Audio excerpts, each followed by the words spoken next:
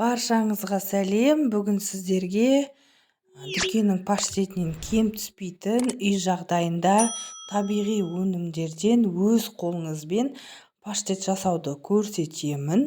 Міндетті түрде осы рецептпен жасап көріңіз. Дәмі өте керемет болып шығады.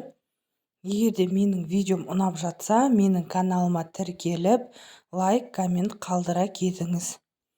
Ең алдымен бізге 2 сәбіз, 2 пияз және 3-4 түйір сарымсақ қажет болады.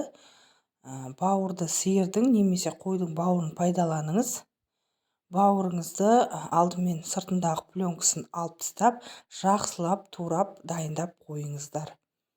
Сәбізімізді теркіден өткізіп аламыз.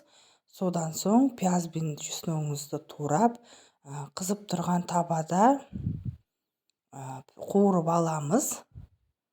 Пиязымыз 5 минуттай сарғайғанша қуырылуы қажет.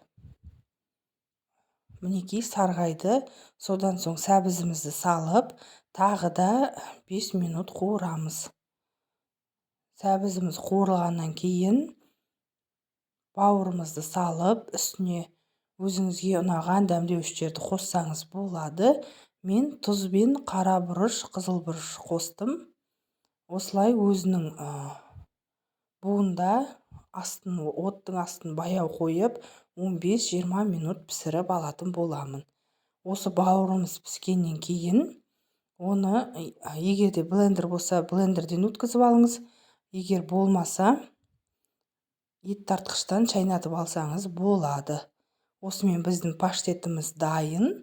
Сіздермен бірге болған салтанат. Назарларыңызға рахмет.